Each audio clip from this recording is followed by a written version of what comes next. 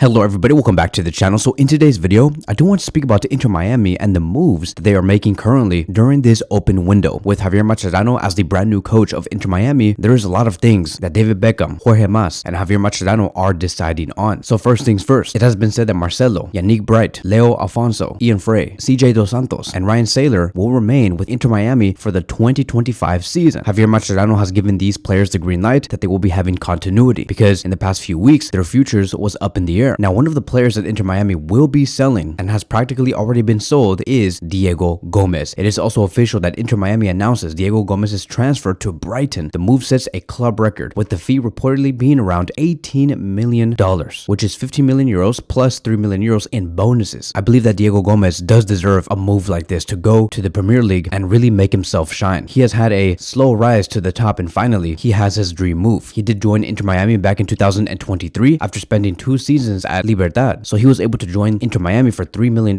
and he has always aimed to make the jump to Europe. And he finally did. After 2 seasons with Inter Miami, it was a really big journey for him. In the first season with Inter Miami, he scored 1 goal in 12 appearances. But in the next season, he had a huge boost in performance. He was able to score 6 goals and 6 assists in 28 matches. This is what led towards Brighton wanting to make the move. And at the age of 21 years old, there is no better time but to do it right now. Diego Gómez was a versatile player, a player who played on a left wing position. He also did play on the right midfield position, also as a DM, but mainly as a central midfielder. He had so many different positions. And I really do think that David Beckham and Jorge Mas are plotting this move, right, to find a direct replacement to Diego Gómez. And that is going to be a player that we are going to be talking about in a few minutes. But for sure, they're going to be looking for his replacement because he provided tremendous value. Outside of Messi, outside of Suarez, outside of Jordi Alba, Diego Gómez was always a player Inter Miami could bet on. So with this price tag, he is definitely going to be in the top 5 biggest MLS transfers ever. We have Ricardo Pepi, who is in 5th place currently at $17 million to Augsburg. Then we had Duran, who went for 18 million euros from Chicago Fire to Aston Villa. Then we have Miguel Almiron for $19 million, who went from Atlanta to Newcastle. Then we do have Almada, who moved for $21 million, and he went from Atlanta to Botafogo. And then number 1 came in as Alphonso Davies for $22 million